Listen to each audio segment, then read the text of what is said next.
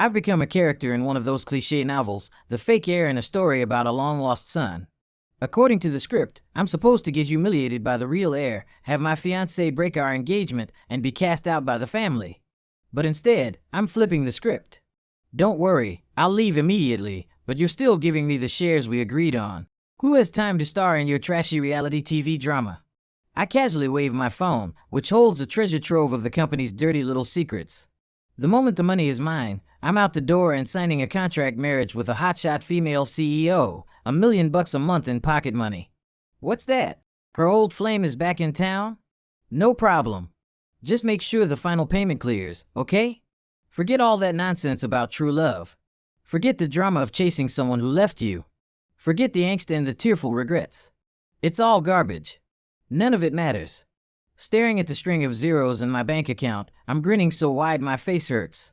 The only other place I've seen this many zeros is on a report from the National Weather Service. 1. The bowl of artisanal oatmeal in front of me is disappointingly watery.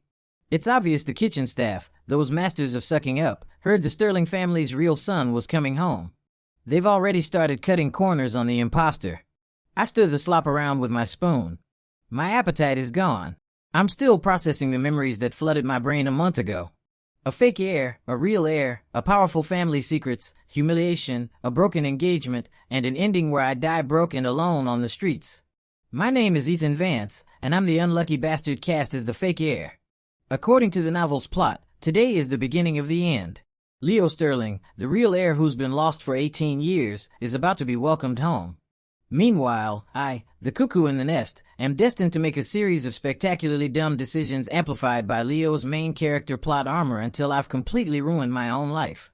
A soft knock on the door. Arthur, the butler, appears. His face is impeccably stern as always. Mr. Vance, Mr. and Mrs. Sterling have requested your presence in the study. The title has already shifted from young master to Mr. Vance. I set the bowl down, my movements calm and deliberate. Walking into my closet, I scan the rows of custom-tailored suits and designer casual wear. A small smile plays on my lips. If I'm leaving, I'm not leaving empty-handed. After all, it's a sin to let a good opportunity go to waste. The atmosphere in the study is so thick you could cut it with a knife. Mr. Sterling sits behind a massive mahogany desk, his expression grave. Mrs. Sterling is beside him, her gaze on me a complicated mix of emotions tinged with a new unmistakable distance. Standing next to them is a teenager in a faded pair of jeans and an old t-shirt. There's a clear resemblance to Mr. Sterling in his features. This must be Leo. He looks at me with a blend of curiosity and awkwardness, barely suppressing the triumphant glee of someone whose life is about to change forever. Ethan, Mr. Sterling begins, his voice devoid of warmth, a subtle warning in its tone. This is Leo, our biological son. He's had a difficult life. I nod, arranging my features into a mask of appropriate surprise, which then melts into understanding and a hint of sadness. I understand, Dad. Mom. You have to play the part. From now on, Leo will be living here, Mr. Sterling continues. As for you. I get it, I cut in smoothly, my tone sincere. Leo has suffered for years out there. Now that he's back, everything in this house rightfully belongs to him. I'll move out as soon as possible to avoid causing any trouble. My seamless acceptance and display of profound understanding leave both Mr. and Mrs. Sterling momentarily speechless. The speech they had prepared is stuck in their throats. Leo, too, looks at me with surprise. However, my tone shifts and I lock eyes with Mr. Sterling. Dad, you remember the Sterling Corp shares my grandmother left me when I was a kid, right? And that condo on the Upper East Side? Those are still in my name, correct? 2. The Sterling family matriarch had adored the original Ethan. She had signed over company shares and property to him when he was just a boy. It wasn't a controlling stake, only 5%, but the annual dividends were substantial. The Upper East Side condo was worth millions. This was all legally his property. In the original story, the protagonist was so devastated he never brought it up, and the Sterlings quietly absorbed it all back. Mr. Sterling's brow furrows. He clearly didn't expect me to bring this up. He hesitates, probably wanting to get rid of me as quickly as possible. Well, there's no rush. We can handle that. I smile. Oh, but there's a rush, Dad. I draw out the word. You know how it is. A man can't rest easy until the money is in his account. And when a man can't sleep, his mind might wander and his tongue might slip. He could say something unfortunate. My smile doesn't waver. The Sterlings don't support freeloaders, especially not a fake one. Over the years, I was involved in numerous projects for Sterling Corp. I know exactly where all the bodies are buried. Mr. Sterling's face darkens. Are you threatening me, boy? My gaze doesn't falter. Just then, Mrs. Sterling chimes in, dabbing at her eyes. Ethan, darling, I know this is hard for you. It's breaking my heart. I remember when you first came to us, just a little boy, so small and grubby, but so sweet it hurt to look at you. She launches into a story about the past, about how much they've always loved me. The truth is, while they raised me, it was with a very specific purpose. The circumstances of the real heir's disappearance were murky at best. The Sterling family has many enemies, and over the years, I, the fake heir, served as the perfect decoy, absorbing misfortunes meant for the real one. I was kidnapped, bullied, and targeted. It's a miracle I survived it all. Living in this house meant living under a microscope. If my grade slipped, I'd be forced to kneel outside for hours, whether it was raining, freezing, or scorching hot. Once I was old enough, I was put to work at the company like a corporate drone, working insane hours for no salary. They treated me worse than an unpaid intern, but the original Ethan was conditioned to accept it. His values were so warped he thought it was all a sign of the Sterling's high expectations for him. Of course, their strategy of pairing every punishment with a hollow compliment helped. They were constantly whispering in his ear about how good they were to him. Is it any wonder his mental health was a wreck? But I'm not that weak-willed kid. A few crocodile tears and emotional appeal won't work on me. Mom. I rush over, letting out a theatrical wail and wiping my face all over her expensive silk blouse. She flinches with disgust, but forces herself to endure it. Then I won't leave you, I declare. I'll stay and take care of you and Dad forever. Before Mrs. Sterling can respond, someone else objects. Leo, the real heir, scowls. No way. You've been freeloading for years. You can't stay. He turns to his mother. Mom, I'm your real son. Don't be a fool. Get rid of him. As Mrs. Sterling opens her mouth to say something, I pull away abruptly. Leo's right. I shouldn't occupy this position any longer. Glad you know your place, Leo scoffs. I look back at Mr. Sterling, who still seems hesitant. You aren't thinking of denying me what's mine, are you? I lean in and whisper with a smile. He looks cornered. What kind of nonsense is that? Of course I wouldn't take a kid's money. Great. I walk over to a nearby sofa and pick up my phone, then gasp dramatically. Oh, no. I was live streaming this whole thing to my private Instagram, and I forgot to turn it off. Whoops. I glance at Mr. Sterling. I guess that means the last few minutes are. He jumps to his feet, about to lunge for my phone. I hold it up just out of reach, and he freezes. Of course, it's yours, he says through gritted teeth. Thanks, Dad, I say, flashing a grateful smile. Also, the small investments I made over the years with my allowance and dividends are in my personal accounts. I'll be managing those myself. Mr. Sterling waves a dismissive hand, not paying much attention. He probably assumes the 20-something small investments don't amount to much. He's wrong. Before this life, I was a finance guy. I used that seed money to play the market and get in on a few early-stage startups. The number of my account is now substantial. It's not Sterling family-level wealth, but it's more than enough for me to live very, very comfortably. And my engagement to Miss Davenport. I look at Mrs. Sterling. I don't think Isabella and I are a good match. It's probably best to call off. After all, Leo is the rightful heir to the Sterling name. I'm sure the Davenports would prefer their daughter be married to him. I let the suggestion hang in the air. Mrs. Sterling's expression shifts. I've clearly hit a nerve.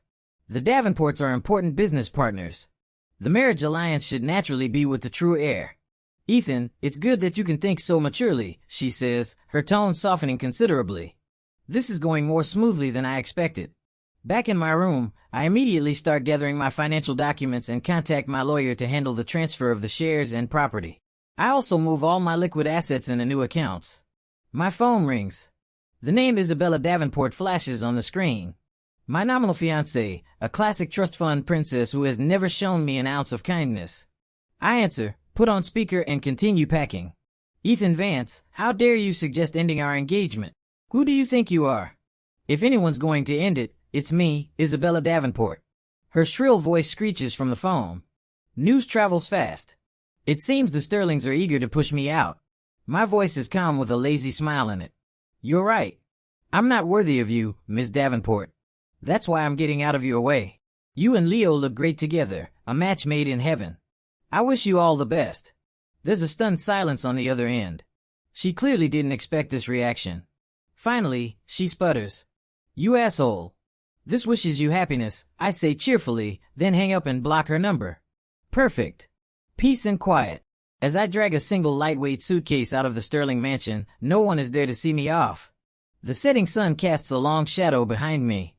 I don't care. The world is wide. I have money and time. Only a fool would stick around to be a side character in her family drama. 3.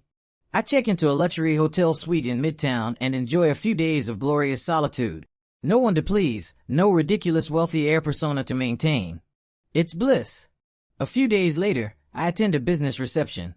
I was invited as a private investor, mainly to scope out new opportunities to make more money. The event is a sea of champagne flutes and forced smiles. I'm nursing a glass in a quiet corner, utterly bored, when my eyes land on her. Victoria Blackwood, the CEO of Blackwood Industries. She's wearing a sharply tailored black suit, her expression cool and refined, radiating an intimidating, unapproachable aura. She's speaking with a few men who look like banking executives, her demeanor polite but distant. I remember her. She was mentioned briefly in the novel. A brilliant business prodigy with a completely blank love life. Apparently, she had a long-lost love, the one that got away, living overseas. A switch flips in my head. I straighten my already perfect shirt collar, pick up my champagne flute, and walk directly toward her. Weaving through the crowd, ignoring the men trying to get her attention, I stop a respectable foot away from her. Victoria looks up, her eyes calm and appraising. Miss Blackwood, a pleasure, I say, raising my glass. And you are? Her voice is crisp like ice water. Ethan Vance. You might have heard of me. The one who just parted ways with the Sterling family. I introduce myself with complete frankness. A flicker of mild surprise crosses her face, quickly replaced by understanding. The story of the Sterling heirs was no secret in these circles. Is there something I can help you with? She asks, her words concise. I smile, lean in slightly, and lower my voice so only she can hear.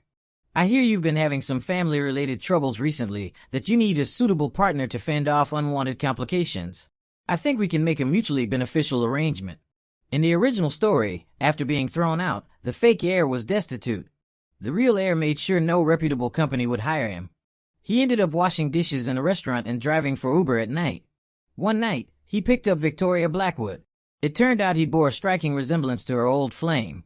At the time, Victoria was being relentlessly pressured by her family to get married. She had just had a huge fight with them and was drowning her sorrows at a bar when she ran into him. He was the perfect candidate. He was handsome for one, and he had proven his competence working on several impressive projects at Sterling Corp., a fact her parents would appreciate. They care more about talent and capability than family name. He was capable, yet easy to control. And most importantly, he looked like the one that got away. Having said my piece, I watch her reaction. Better to offer my services now and seize the initiative than wait for her to find me. Victoria's expression finally shows a subtle shift. She steadies me for a few long seconds, as if calculating my value. The satisfaction in her eyes, however, is hard to miss. And why should I choose you? She asks. Because I know exactly what this is and I need the job. I meet her gaze without flinching. Besides, I clean up well. As a high-value, low-maintenance accessory, I'm a pretty good deal. Victoria is silent for a moment. Just as I'm thinking I've miscalculated and she's about to call security, her lips part. My office. Tomorrow, 10 a.m. Done. 4. Victoria Blackwood's office is even colder than she is. A stark palette of black, white, and gray. Everything in its perfect place. The contract marriage is for a term of 1 year. After all, her old flame is due back by then. The terms, $500,000 a month as an allowance and a separate residence provided. My job is to act as her husband whenever required, attending events and dealing with her family. I am to play the role of a devoted partner. No sharing a bed, no interfering in each other's private lives. The contract terminates automatically at the end of the year. You're very efficient, Ms. Blackwood, I say after scanning the terms and sign my name with a flourish. And so, I move into the apartment Victoria provided and begin my career as a contract husband. To be fair, she's an excellent boss. The pay is great and she's low maintenance. Outside of necessary appearances, she almost never contacts me. We're like strangers who happen to be roommates, maintaining a polite, professional distance. Occasionally, late at night, I'll bump into her in the kitchen getting a glass of water, a shadow of exhaustion on her face. I'll give a slight nod and head back to my room. No need for small talk. Over time, some interaction is inevitable. I accompany her to family dinners to fend off relatives asking when they're going to have kids. I run interference at corporate galas, blocking business associates trying to get her drunk. Sometimes, when she works late, her driver will call me and I'll be tasked with carrying a slightly tipsy CEO home. She's a quiet drunk. She doesn't make a scene. She just gets quieter than usual, sometimes leaning against the car window, silently watching the city lights stream by. Her profile, illuminated by the neon glow, looks almost fragile. One time, her chronic stomach issues flared up. She was pale, doubled over in pain, and covered in a cold sweat. I happened to be home. Without a second thought, I piggybacked her and ran to the nearest hospital. I handled everything, registration, picking up prescriptions, and watching over her as the Ford dripped. When she woke up, she saw me asleep, slumped over the side of her bed. Her expression was complicated. "Thank you," she said. It was the first time she'd spoken to me in a tone that wasn't strictly business. I rubbed my tired eyes and grinned. "Don't mention it, Ms. Blackwood. Ensuring the health and safety of my employer is part of the contract." I rubbed my hands together like a fly. "Of course, if you feel really guilty, a bonus would be the best way to show it. I'm not picky." I think she almost smiled but managed to suppress it. She just turned her head away and let out a soft MHM. "See, this boss is great." The atmosphere between us seemed to change just a little. Our relationship was no longer so distant. She started smiling more often, complaining to me about her workload and the old-fashioned board members who gave her hell. I would just pour her a cup of hot tea and listen quietly, nodding at the right moments. Sometimes, when I was bored, I'd cook. Victoria was shocked that a supposed trust fund kid knew his way around kitchen. "Try it," I said, handing her fork. She hesitated but took it. After one bite, her eyes lit up. From then on, she would drop not-so-subtle hints about wanting me to cook for her. "No problem. But it'll cost you." To my surprise, she nodded while chewing. "Done." I was stunned. "For real? Best boss ever," I praised. A pleased smile spread across her face. After that, she became even more brazen. She used to visit the apartment maybe once a month. Now, she was there 3 times a week using the excuse that it was closer to the office. One time I joked, "Shouldn't you be paying rent then?" She laughed. "What? You're my property, too. Why would I pay rent?" I just smiled and said nothing. She then stole the foot basin I had just prepared for myself, filled with carefully selected herbal remedies. "This is mine, too." She had changed. She smiled more, which was good. A happy boss is better than a perpetually scowling one. A happy boss might even give out bonuses. I needed to start dropping hints. I scurried over to her like an eager puppy. "Boss, how about a massage? My skills are top-notch." I would never have dared say this before. In the past, getting too close would have earned me a death glare. But now, she just shrugged, closed her eyes, and settled back comfortably. That was my cue. With a slightly devious grin, I got to work, my hand starting on her shoulders while my mouth started hinting about a raise. "Done," Victoria said, her voice full of authority. I could feel my nose practically flare with excitement. "You're the best boss." She seemed to enjoy the compliment, her smile widening. Another raise. Unbelievable. My hands worked even more diligently. 5. Then one day, Victoria said to me, "Ethan, would you consider being my executive assistant?" Her gaze was sincere. "It's a waste of your talents to be doing this." I scoffed internally. Talents? I have only one goal in life, to be a kept man and make money while lying down. Actually work? No way. $2 million a month, she offered. Deal. And just like that, I became Victoria Blackwood's executive assistant, handling everything from her schedule and meetings to project planning. She was deeply satisfied with my performance. My sudden appearance in a high-level position had caused some resentment, but after a few successful projects, the dissenters had to admit I was good. Someone, however, was not happy. My dear brother, Leo Sterling, seemed to have a problem with my success. Ever since the news of my marriage to Victoria broke, he'd been blowing up my phone. "How is this possible? How could someone like you be with Victoria Blackwood? I don't believe it." I counted 542 texts. Anyone who didn't know better would think he had a crush on me. And now, here he was looking for trouble. I was at the mall with Victoria. She had gone to the restroom, and I was waiting outside. Well, look who it is. If it isn't the great Mr. Vance. The sarcastic voice belonged to Leo Sterling. He sauntered over, flanked by a group of guys who used to be my sycophants. One of them sneered, "Hey, you can't call him that anymore. He's the fake, remember?" He laughed, and the others joined in. So, I laughed, too. Their laughter died. They stared at me, confused. "What are you laughing at?" one of them demanded. I shrugged. When I see a few dogs barking and wagging their tails at me, am I supposed to yell back? Their faces turned ugly. Leo's was low and angry. "Don't get cocky. You just latched onto Victoria Blackwood. Let me tell you, you're just a toy to her. You really think you're something special?" The jealousy was practically radiating off him. It was no secret he had a thing for Victoria. He tried to accidentally run into her on several occasions, only to be met with a cold, dismissive stare. Even announcing his status as the true Sterling heir had only earned him a board. "Oh, and you are?" And now, I was the one close to her, living with her. He was green with envy. I just smirked at him. Better to be a toy than someone who can't even get played with. His face turned a shade darker. The guy was a joke. After returning to the family, he did nothing but loaf around. The Sterlings had high hopes of grooming him to take over, but he managed to scare off every tutor they hired. I heard Mr. Sterling was so angry, he ended up in hospital. And lately, it seemed Sterling Corp was in serious trouble. Mr. and Mrs. Sterling had started sending me vague, sentimental messages, hinting that they missed me. They were trying to lure me back, saying the company couldn't survive without me, and that it would all be mine one day. Do they take me for a fool? They only came crawling back because their golden boy was a bust, and they saw me cozying up to the far more powerful Blackwood family. I brought my attention back to the present. Leo was fuming. Enjoy it while it lasts. Pride comes before fall. A fall? I stepped closer to him. He flinched and stumbled back. What? What do you want? I chuckled and clapped him on the shoulder. You know, that talk of a fall reminds me of something. His expression soured. How's that injury from last week healing up? I squeezed his shoulder, and he winced.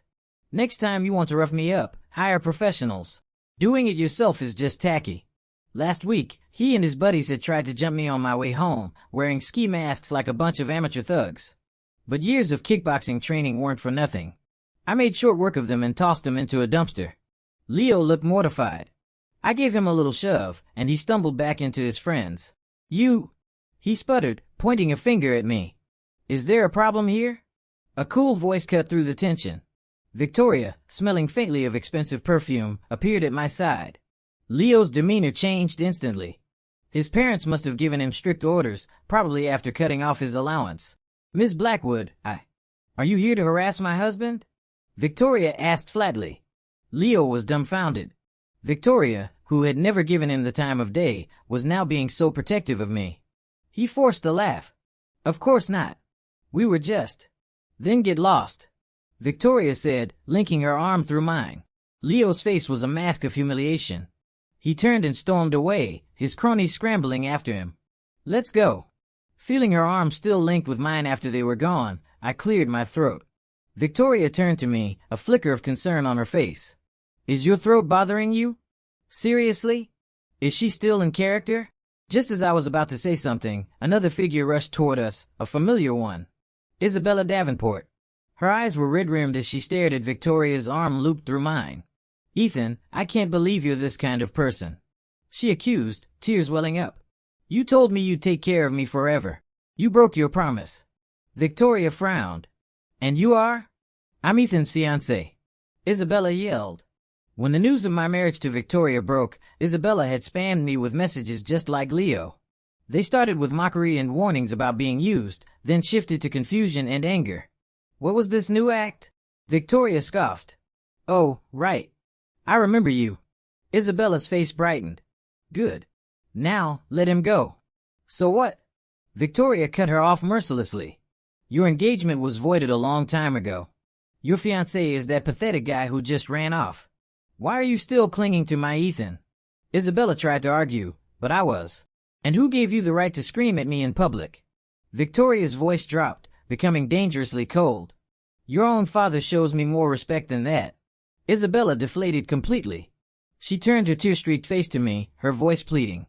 Ethan, the truth is, I've always loved you. I was only cold to you because I was shy. You were so perfect, and I felt so inadequate. I was afraid you'd leave me. I'm sorry. I'm so sorry. I don't want to marry that other guy. I don't. She begged. I thought when you were thrown out, I could finally be the one to help you, to be your equal. She looked at Victoria. Can you please just give us a moment alone? Please. Victoria sighed and glanced at me. I shook my head. Trying to play games in front of my boss? That's just unprofessional. I looked at Isabella, my voice cold. If you think constant mockery and contempt is your way of showing love, then there's nothing more to say. We have nothing to discuss. I took Victoria's arm and turned to leave. Behind me, I could hear Isabella's heartbroken sobs. Outside, in the cool air, Victoria asked, "Are you sure you don't want to go back?" "I won't dock your pay." I opened the car door for her. "No need. I never go backward." Victoria just nodded, a thoughtful look on her face. 6. Time flew by. As the one-year contract neared its end, Victoria's legendary old flame, Julian Croft, returned. The power of the novel's plot began to assert itself. Victoria started coming home less and less, and when she did, she seemed distracted. One weekend morning, she sat across from me, sipping her coffee. Her tone was flat, devoid of emotion. "Julian is back in the country. Our contract, we won't be renewing it when it expires next month." I was in the middle of a bagel. I finished chewing, took a gulp of coffee, and said, "Okay. Understood, boss." I gave her a thumbs up. "I'll start packing my things. Just make sure the final payment hits my account, okay?" Victoria stared at me, searching my face for some other emotion, but found nothing. She looked down, her long eyelashes casting shadows on her cheeks. Fine.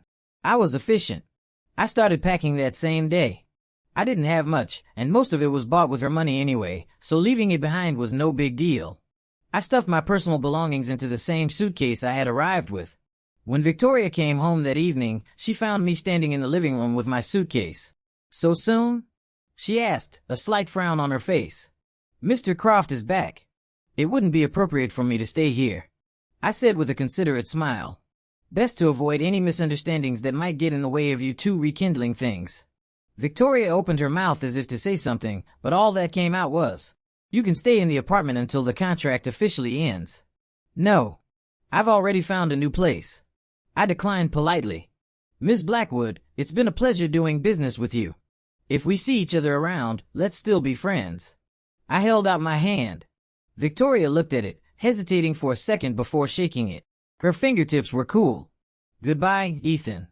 "Goodbye." I dragged my suitcase into the elevator without a backward glance. Just as the door slid shut, I saw her through the closing gap, still standing in the same spot. In a vast, empty living room, she looked lonely. Not my problem. She's just my ex-boss. 7.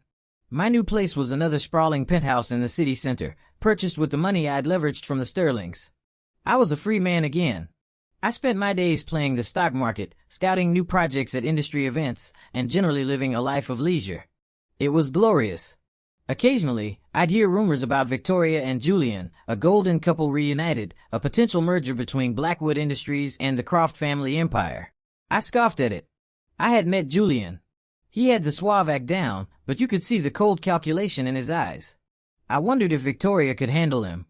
Then again, not my business. These were her choices. I was enjoying my life, but I couldn't seem to avoid Victoria. She would coincidentally be in my neighborhood. Then she would casually tell me about her recent troubles. "I feel like Julian has changed," she said, holding a wine glass as we sat in a small bistro. "He's become someone I don't recognize." I kept looking around nervously. Julian was a notoriously jealous man. If he saw us, he'd cause trouble for me again. Last week, I was invited to a charity gala and saw Victoria there. She was sitting alone in a corner, looking dazed and holding her stomach as if in pain. Julian, meanwhile, was working the room, schmoozing with high-powered executives, a greedy look on his face. I knew the story. Julian had returned from abroad and was desperate to make a name for himself, to step out of the shadow of his more successful older brother. He looked down on small investments and was obsessed with landing a major deal. Victoria had pulled strings to even get him into this event. I sighed and prepared to leave. We could be friends, but I hated drama. I was about to slip away when some idiot called out my name. Like a bloodhound, Victoria's head snapped up and her eyes found me. "Ethan." Her face lit up as she walked toward me. So much for clean getaway. We chatted for a few minutes while I racked my brain for an excuse to leave. Suddenly, I felt a cold stare on me. Julian was walking over, positioning himself between me and Victoria. Perfect. My exit strategy had just arrived. His voice was a low, theatrical rumble. A replacement should know his place. Now that I'm back, don't think you can still hang around. Mr. Croft, a pleasure. You look as dashing and debonair as the rumors say. I cut him off, leaving him momentarily stunned. You and Miss Blackwood are a perfect match. I wish you a lifetime of happiness and success. Well, I must be going. I turned and made a beeline for the exit. Victoria took a step as if to follow, but stopped herself. At the door, I glanced back. Julian was muttering something to Victoria and handed her a slice of mango cake before eagerly rejoining his conversation with the executives. Didn't he know she was allergic to mango? So unprofessional. Doesn't he know that all powerful CEOs in these stories have some kind of convenient medical issue, like an allergy or a weak stomach? Victoria clearly did. Oh well, not my problem. 8. I didn't see Julian, so I let out a long breath. Victoria put down her glass, her eyes fixed on me. I know you're the one who had the waiter bring me stomach medicine at the gala that night. I checked my watch. It was getting late and she was still trying to pull on my heartstrings. I sighed. What a classic capitalist, still trying to emotionally manipulate me for some free labor. She wanted to have her cake and eat it, too. Keep her old flame to satisfy her past desires and keep me on the hook because I catered to her needs. The woman was insatiable. Look at the facts. It was a business transaction. She paid, I provided a service. It was simple. Why did she have to make it so complicated? I was getting annoyed. If I were an ugly guy or just a butler, would she be laying on the sentiments so thick? If Julian actually paid attention to her needs, would she be here with me? To her, I was just the second best option, a convenient fallback. She was only interested because I'd been good to her. The moment someone better came along, her attention would shift. Unless she had actually fallen for me. Hilarious. I stood up. Miss Blackwood, it's getting late. A lonely expression crossed her face as she stood up as well. Yes. I waved with a smile. Let's grab dinner sometime. I've got to run. I turned to leave. How about now? Her voice came from behind me. Damn my big mouth. Victoria grabbed my sleeve. Let's go to your place. I've been craving your cooking. My mind raced, searching for an excuse. Just then, a cold voice cut through the air. Victoria. I could have cheered. It was Julian. He walked over, his eyes flicking from me to her. I was wondering where you went. Mom and Dad want to discuss the wedding plans. We need to go home. Victoria's parents had found out about our one-year contract after we divorced. They had just sighed, disappointed in their daughter's choices. They never liked Julian anyway, but Victoria treated him like a treasure. Before they left that day, they had pressed a credit card into my hand. 10 million. Sweet. Julian shot me a cold glare. Some people should stop dreaming. Don't reach for things that are out of your league. He probably expected me to get angry or run away in shame. Instead, I beamed at him. Great. You two have a good talk. Bye-bye. I spun around and practically sprinted away. The drama was for them to solve, but I couldn't stay here anymore. Not with Victoria coincidentally running into me every other day. 9. So I moved. I relocated to a small, charming town in the Pacific Northwest.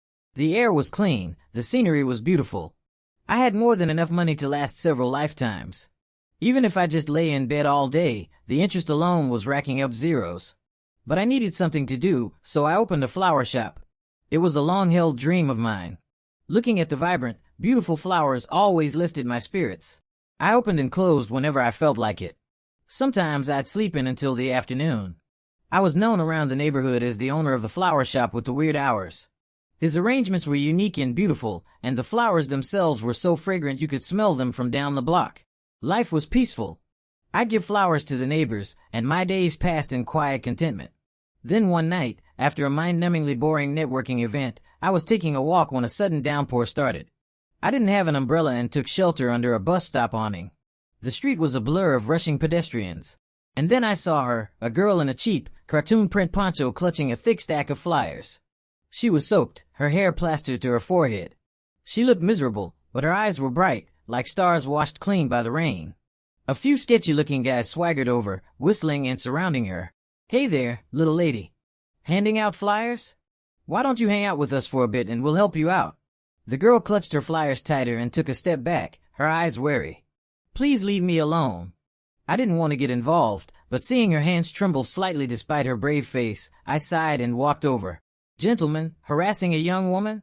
Not a good look, I said, stepping between her and the creeps. I might have been wearing a soaked suit, but my height and a cold stare still carried some weight. The guys looked me over, muttered a few curses, and decided I wasn't worth the trouble. They shuffled off. The girl let out a breath of relief and looked up at me, her eyes shining even brighter. Thank you. Don't mention it. I nodded, ready to go back to waiting for the rain to stop. I hadn't eaten much at the event, and my stomach chose that moment to let out an embarrassing growl. Her eyes lit up. She reached in her bag and pulled out a steamed bun, still warm and carefully wrapped in a plastic bag. She held it out to me. Here, you should have this. I just bought it. I haven't touched it. The bun was white and fluffy, steam rising from it in the cold night air. It smelled wonderful. I looked into her bright, earnest eyes and took it. Thanks. The rain started to let up. She took off her poncho, revealing a faded t-shirt and jeans underneath. She neatly rearranged her flyers, gave me another smile, and ran off into the drizzle. After that, I started seeing her everywhere. She worked at a coffee shop where I met with clients. She was a promoter at a mall I happened to be walking through. Her name was Chloe Miller. She told me she was from a small town, working to save up for community college. She was always full of energy, like a resilient sunflower fighting to grow in a concrete jungle. She would tell me funny stories from her job, complain about difficult customers, and talk about her dream of getting a degree, her eyes sparkling. She'd me to street food, and I'd treat her to fancy dinners in return. At first, she refused, saying it was a waste of money. I told her it was an investment she'd have to pay back when she made it big. Only then did she shyly accept.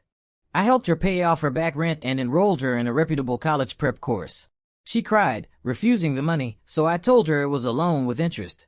She finally laughed through her tears and promised she would pay me back. We spent more time together. She picked up another job, helping me out at my flower shop. These flowers are so beautiful, she'd exclaim, her eyes wide with wonder. I'd be lounging in my chair, scrolling through my phone. Pick whichever one you like. But she would just smile, gently lean in to smell the blossoms, and say, "Thank you, Ethan." I wouldn't reply, just keep my eyes on my phone. Chloe was a fast learner. Every day, she would excitedly share little stories from her life. She was a whirlwind of positive energy. Life went on like this. Or did it? Maybe it all changed on that one day. 10. That day, I went to the mall to pick her up from work without telling her. As I approached the service corridor, I heard her voice mixed with another girl's and peals of laughter. So, how's the progress with the fake hair? The bet ends in a month. It was Chloe's voice, but with a smug, flippant tone I had never heard before. What's the rush? Don't worry, I've got this in the bag. Huh, you're amazing. Your act is so convincing. Of course. Do you know who I am? All I have to do is act pure and pitiful, and he's hooked. Haha, you're right. All men fall for that. The innocent, strong girl who needs saving. It's like their kryptonite. They kept laughing. I sighed. I was planning on letting this play out a little longer. But now that I'd heard this, the game was over. My face was blank as I turned and walked out of the mall. The next day, Chloe asked to meet, saying she just got paid and wanted to treat me to dinner to thank me. I picked a location, a high-end restaurant she could never afford. She showed up in a new, but cheap-looking dress, sitting awkwardly across from me. "Ethan, this place it must be so expensive," she whispered. I swirled the red wine in my glass and smiled at her. "Don't worry, you're not paying." She froze. I held up my glass. "Ms. Miller, or should I call you Ms. Lancaster? The heiress of the Lancaster family from Connecticut, slumming it to win a bet with your friends. How's that going for you?" "Chloe." "No." Chloe Lancaster's face went deathly pale. "You, how did you?" "How did I know?" I finished for her, my smile never faltering. I leaned back in my chair and pointed to the necklace partially hidden by her collar. "If you're going to play the part of poor girl, you should at least commit to the costume." The necklace was worth a small fortune. She had been wearing it the first time we met. When I saw her coincidentally showing up everywhere, I got curious. I decided to play along and see what she was up to. It was a disappointingly boring game. "Your acting is terrible," I said, critiquing her performance. "You should have taken some classes before trying to pull this off." I listed her mistakes. She couldn't identify common groceries. She knew every luxury brand by name. The first time I took her to a cheap diner, her disgust was written all over her face.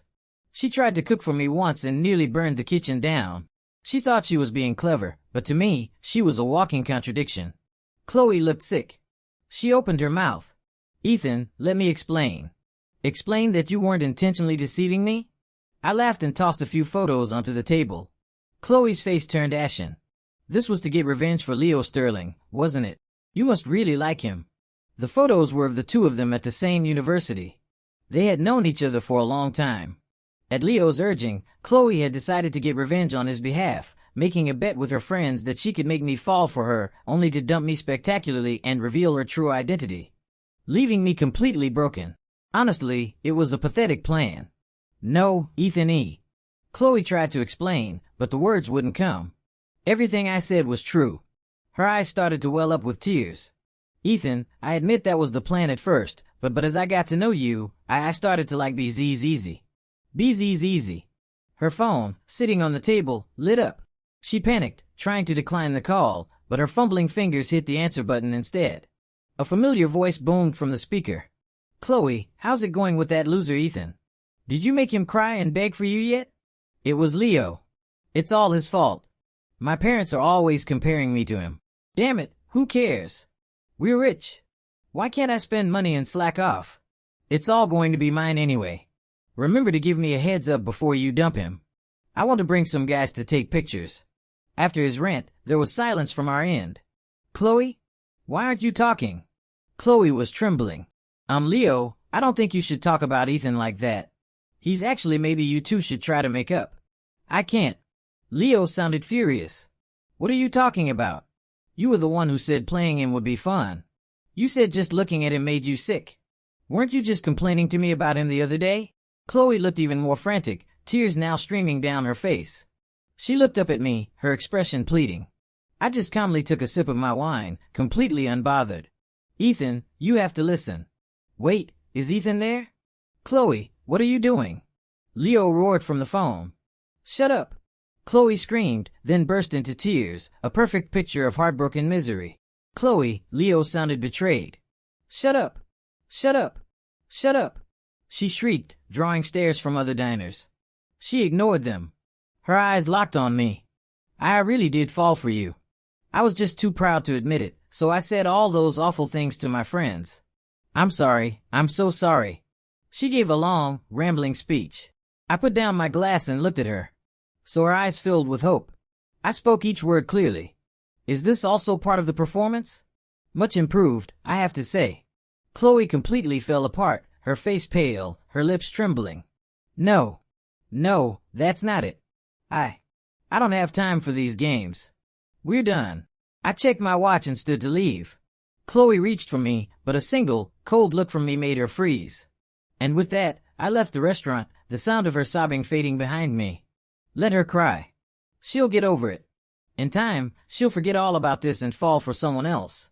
That's how people are. There's no wound that time can't heal. 11. How boring. After being kicked to the curb by society and emotionally manipulated, I needed something pure to cleanse my soul. Like making money. I threw myself back into the world of high-stakes investment, my methods becoming more ruthless. In the finance world, I earned a nickname, the Vulture. If I was interested in a project, no one dared compete. If I shorted a company's stock, everyone ran for the hills. During this time, Victoria approached me once. We were at a project negotiation, and she was representing a partner firm.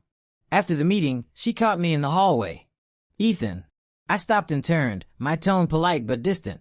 Ms. Blackwood, can I help you with something? She looked at me, a familiar weariness in her cool eyes. Why have you been avoiding? Are you doing okay?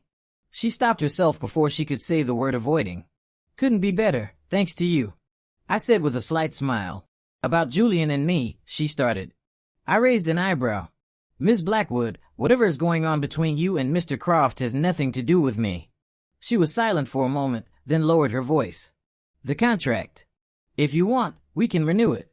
I almost laughed out loud. So, things with her old flame weren't going well. And now she remembered the convenient, high-value shield? Thanks, but no thanks, Ms. Blackwood, I said, my smile tightening. I decided to make things crystal clear. I'm not interested in playing the part of a husband anymore. After all, I can't keep getting in the way of you finding true love, can I? With a slight nod, I turned and walked away, not giving her a chance to reply. The whole winning back at all costs drama? Sorry, my stage is closed. 12. Life went on. During a corporate acquisition, I met a woman named Arya Cole. She ran a small, successful design studio. She was sharp, witty, and knew exactly what she wanted. We just clicked. We'd grab drinks, complain about impossible clients, and analyze market trends together. She admired my business acumen, and I loved her directness and clarity. The more time we spent together, the more effortless chemistry grew. It was a feeling I had never experienced with Victoria or the others. After a celebratory dinner for a closed deal, I was driving her home. In the car, I asked her, "Want to give this a try?" She looked at me, her eyes bright in the darkness. A smile played on her lips, but she tried to look nonchalant as she turned her head away, her hand gripping mine tightly. Sure, let's give it a try. We started dating. It was an easy, comfortable relationship. We were independent, but supported each other. She would bring me a glass of warm milk when I was up late analyzing stocks, and I would quietly solve any business problems her studio ran into. I even started to think that maybe, after all the nonsense I'd been through, this was the universe's way of paying me back. One day, Arya told me she wanted me to meet her family. "My parents really want to meet you," she murmured, nestled in my arms. I agreed immediately. It's meeting the parents, not facing a firing squad. Arya's family lived in an upscale, gated community. As I rang the doorbell, I straightened my tie and joked, "I'm a little nervous. What if your dad thinks I'm not good enough for his little girl?" Arya rolled her eyes. "Please, the vulture doesn't get nervous." The door opened. Ed, Arya, Mom was just the person who opened the door stopped mid-sentence when he saw me. "Ethan, what are you doing here?" Standing in the doorway was none other than Julian Croft. "Why are you with my aunt?" I gave him a cheerful wave. "We meet again, nephew." 13. Julian looked like he'd seen a ghost. Arya was his maternal grandparents' adopted daughter, making her his aunt, despite only being a few years older than him. "Nephew," Julian seethed. Arya, ever the pragmatist, just burst out laughing when she understood the connection. "Don't worry about it. It's better that we all know each other." She had a point. Whatever was going on between Victoria and Julian had clearly cooled off. Their wedding was never mentioned again. So, our family tree, while awkward, wasn't a complete disaster. She patted a stunned Julian on the shoulder. "You be nice to your new uncle, you hear?" she said, linking her arm through mine and leading me inside, leaving Julian frozen on the doorstep. We stepped into a house filled with laughter. "Mr. and Mrs. Cole," I began, but the words died in my throat. I shot a look at Arya. "Seriously? You didn't think to mention they would be here?" Sitting in the living room were two kind-faced elderly people and a glamorous-looking woman who must have been Julian's mother. That wasn't a problem. The problem was the three other figures on the sofa. Victoria Blackwood, Isabella Davenport, and Chloe Lancaster. What were they all doing here? Arya just smiled serenely and introduced me to her parents. We chatted and I learned the tangled web of their connections. The Blackwoods were old family friends of the Coles. The Davenports were business partners. And Chloe had been brought along by Victoria. It was a ridiculously complicated social circle. I spent the rest of the evening with a fixed smile on my face, answering her parents' questions while feeling the weight of multiple intense stares. Thankfully, Mr. and Mrs. Cole were warm and welcoming, constantly piling food onto my plate and making me feel at ease. "Your parents are really great," I told Arya later as she emerged from the bathroom wrapped in a towel. The sight made my heart skip a beat. She smiled and wrapped her arms around me. "Yeah, they're good people." I was staying in Arya's room, an arrangement I was more than a little excited about. After a quick shower, I came out to find her in bed reading a book. She patted the empty space beside her with a smile. I practically leaped into bed. Life was good. Afterward, we were both exhausted and fell asleep quickly. I felt unusually tired that night. In a hazy, dreamlike state, I heard familiar voices. "Are you sure this will work?" "Of course." I used a slow-acting sleeping pill. Plus, they're exhausted after, they won't wake up for hours. "I don't know. If he finds out." "If you won't, I will." "No, I'll do it. I'll go." All I remember is being incredibly tired and having a very strange dream. I woke up the next morning to see Arya's sleeping face, flushed and peaceful. I smiled, but when I tried to get up, a groan escaped my lips. My entire body ached. It felt like my kidneys had been stolen. That was new. I must be out of shape. Shaking off the weird feeling, I watched as Arya woke up and clung to me like a koala. 6 months later, we got married. The wedding was huge.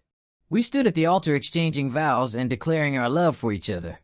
In the crowd, Julian was grinding his teeth. Leo Sterling was scowling, held in place by his parents. At the reception, we went from table to table toasting our guests. Then we came to that table.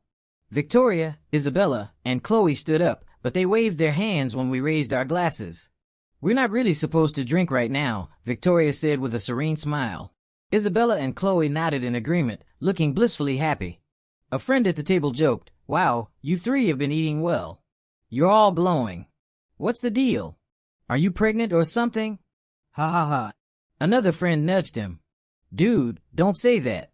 She apologized to the women, but the three of them just smiled. "It's okay," Victoria said. They raised their teacups to me. "We'll toast with this instead." They were all smiling, their eyes fixed on me with a strange, brilliant light. As they toasted, my gaze drifted downward and I saw it. Under their elegant dresses, each of them had a small, but distinctly rounded belly.